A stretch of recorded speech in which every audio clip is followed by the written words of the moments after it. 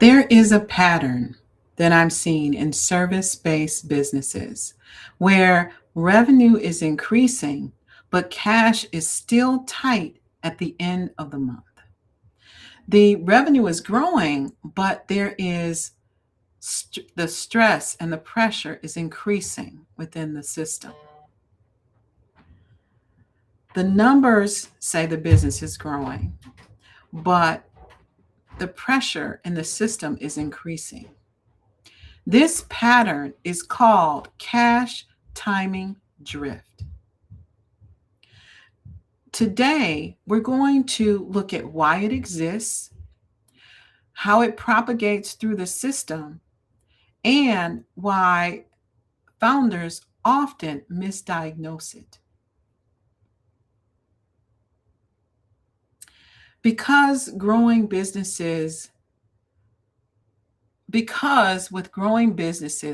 growth doesn't always amplify revenue. Sometimes it amplifies distortion. So today, let's look at the structure and how that happens. Revenue moves through a series of structured domains. So demand creates opportunity. Conversion turns opportunity into revenue. Capacity delivers the work. And then cash determines whether the system is sustainable. Revenue doesn't move randomly through a business, it moves through this structure. Each of these domains can produce structural distortions. Cash timing drift is a distortion that is present within the cash domain.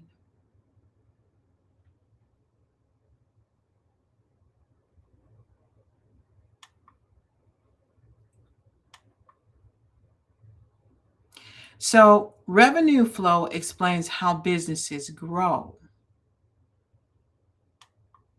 Constraints explain why growth breaks and where growth breaks. Most founders can see the revenue flow, but the constraint is usually hidden.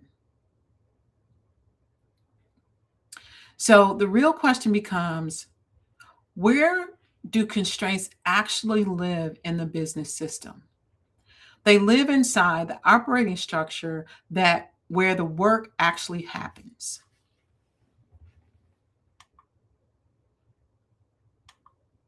Oh. This is the Streamline and Scale operating grid, and this is where work of revenue actually happens in a business. So the founder can see where revenue flows, where constraints live, and where scale becomes dangerous. Spotlight is where visibility creates demand. Offer is where interest converts to commitment. Activate is where delivery fulfills the promise, and retain is where value is converted into cash. So, where does instability actually originate?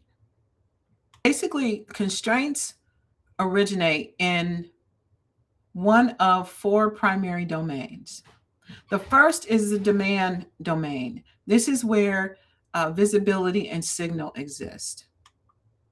Conversion is where conversion is where the interest becomes opportunity. Capacity is where the work delivery happens. And cash is where the economic flow of the business ultimately lands. Each of these domains can produce distortions on their own. There is only one domain, one primary domain, that is the origination of the constraint. At any given moment, the real constraint in a business is in one of these systems.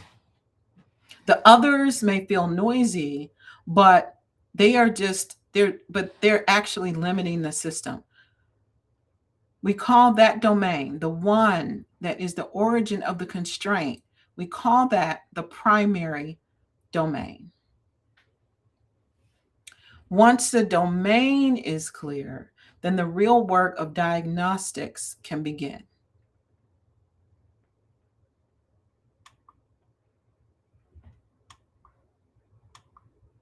Now, how do we diagnose the constraint? Well, we begin with the pattern that the business is experiencing. The pattern points us to the domain that is the location of the constraint. Once we narrow the location of the constraint, once we identify the constraint domain, then we can locate that within the revenue system. Once we identify the constraint within the revenue system, then we can look for signals and metrics to confirm what the system is telling us. Finally, we confirm the constraint and quantify the constraint. This is the process we use when mapping the revenue system, because once the structure is mapped clearly, then the constraint becomes visible.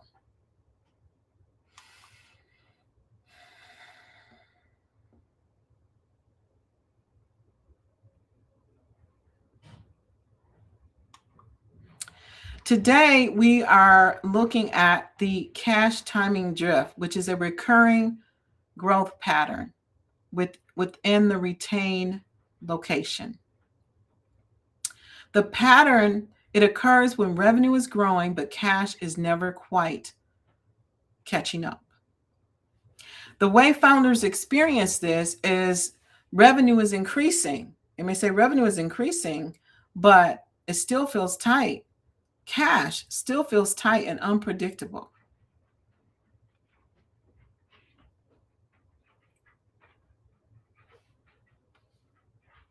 So, to understand why this happens, we need to take a look at the symptoms in the field symptoms. So, when cash timing drift appears, founders are noticing symptoms such as revenue rising, clients closing, work increasing, but cash still feels tight. The symptoms alone don't tell us where the constraint actually lives.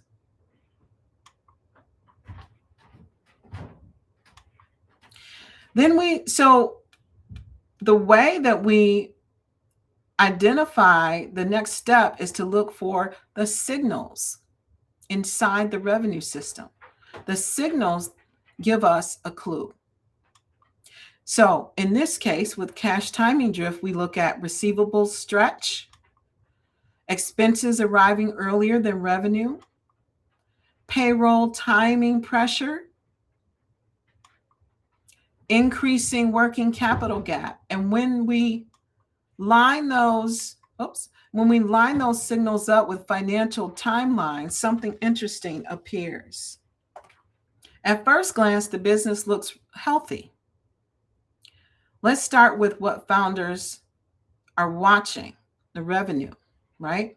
Revenue book grows from 200 to 300 to 350. So from a revenue perspective, the business looks like it's working. But cash moves on a different clock. Cash received stays in month 2, even though revenue grew. This is where founders start feeling the pressure.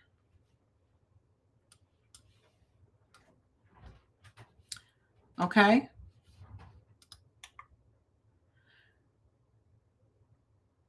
As the growth accelerates, the gap widens. This is the beginning of a cash timing drift. Revenue and cash move on different clocks. This is why I map the economic flow, because distortions like this are virtually impossible to detect and see otherwise.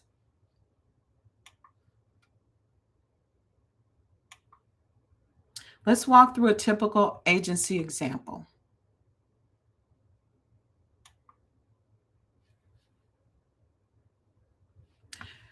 So at this point, the business looks stable. The revenue is $200,000 a month. The monthly costs are $150,000. So let's take a deep dive and look at the details. Because from a revenue perspective, the business is growing.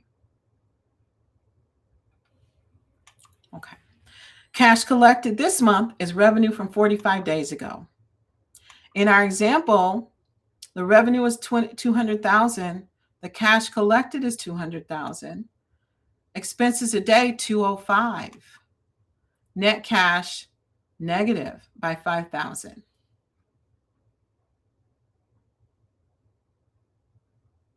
Now, what does it look like? What is the misdiagnosis pathway? So revenue is rising, but cash still feels tight. The founder reaches a conclusion based on what they're seeing. We need more demand. We need to close deals faster. We need more sales activity. But the actual constraint is cash timing distortion.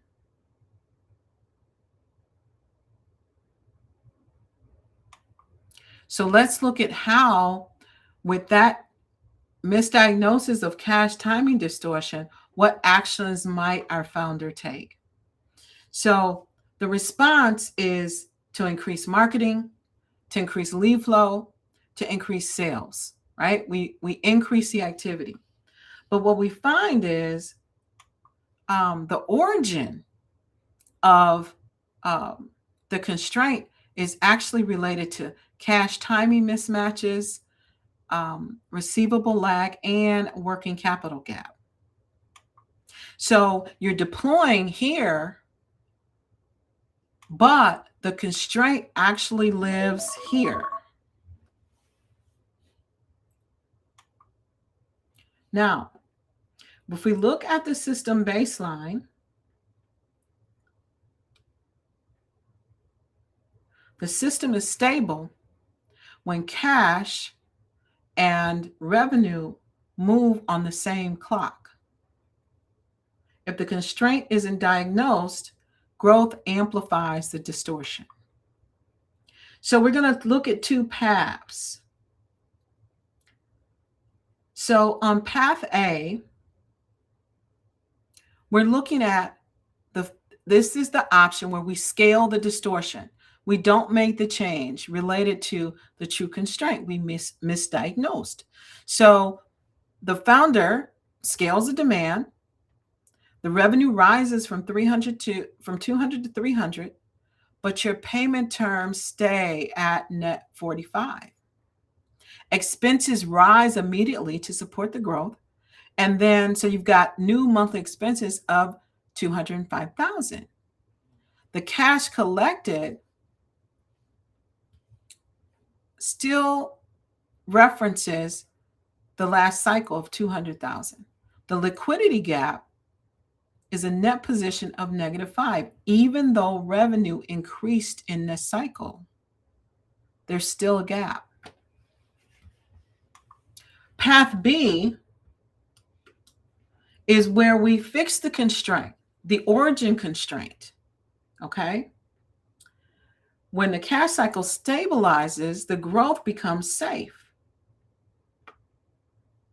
So here, we move the payment terms to net 15. We collect partial deposits. We restructure the payment schedule. And so the revenue is $200,000, expenses $150, cash collected within the cycle $200,000, net liquidity gain $50,000. Now scale becomes safe.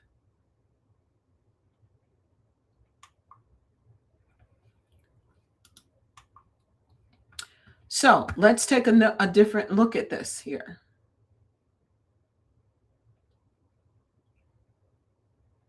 Okay.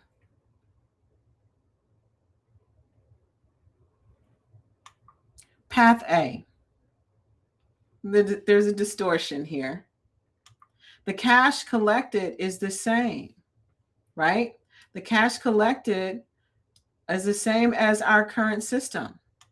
But you see here, the expenses went up. The expenses went up. And as a result, our cash flow, our net cash went down. We had to support the growth with additional expenses, right? So then in path B, we have a little different story because we now stabilized our activity.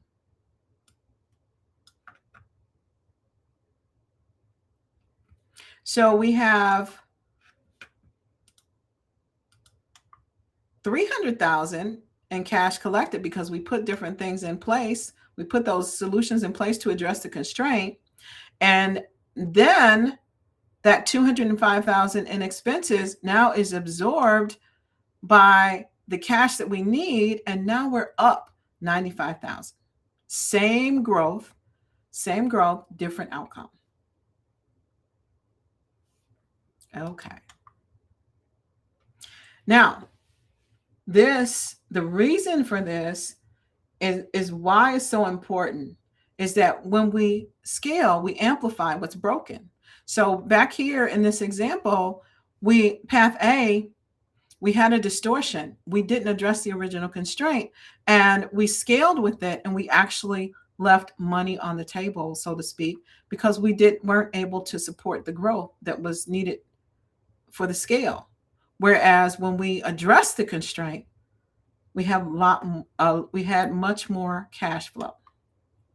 So scaling amplifies what's broken, and diagnosis precedes deployment. Now,